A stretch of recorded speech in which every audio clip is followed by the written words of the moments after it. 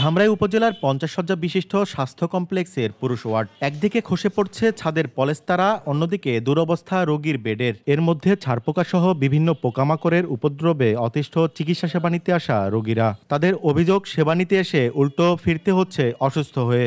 এই ছারপোকায় কামড়ায় কি করছে, দুনিয়ার ছারপোকা। চিকিৎসা নিতে এসে আরো ভালো মানুষ অসুস্থ হয়ে যেতেছে এই ছারপোকার কামড়ে। এটা কোনো ব্যবস্থা নেই না এই ছারপোকার। এখানে সেবা নিতে এসে নিজে রোগী হয়ে যায়। এখানে পরিবেশ খুবই খারাপ। এখানে যে বেড ছিঁড়া এবং কি সবকিছু পরিবেশ খুবই খারাপ, নোংরা পরিবেশ।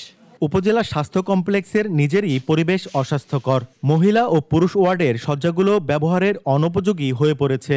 অপরিচ্ছন্ন বিছানার চাদরেই শুয়ে আছেন রোগীরা। স্বাস্থ্য কমপ্লেক্সের প্রতিটি ফ্লোরে প্রাথমিক চিকিৎসা সরঞ্জাম সহ সবকিছুতেই পড়ে আছে ধুলোর স্তর। পাশাপাশি চিকিৎসা সেবা নিয়েও রয়েছে নানা অভিযোগ। টাকা পয়সা কম, রাতে তুমি ক্লিনিকে যাইতে পারি না, এই জায়গায় আইসা দেখি আরো অসুস্থ হয়ে যান লাগে। দেখতেছেন আপনার সামনেই যে কি অবস্থা, সব যন্ত্রপাতি বা যে ইনস্ট্রুমেন্ট বক্স বা যেগুলো আছে বা আশেপাশে যা আছে দেখেন সবই ময়লাচ্ছন্ন, তদারকি করা কেউ নাই। তবে এসবের কিছুই জানেন না উপজেলা স্বাস্থ্য কর্মকর্তা। তার দাবি এটি জেলার শ্রেষ্ঠ চিকিৎসা সেবা প্রতিষ্ঠান। ছারপোকার যে ইয়েটা কিন্তু আমি আজকেই আপনার কাছে শুনলাম। কোনো রুগী কিন্তু এখন পর্যন্ত আমাকে এসে কিন্তু বলে নাই। এইসব পরিষ্কার করার জন্য যত লোকবল দরকার অত লোকজন নাই।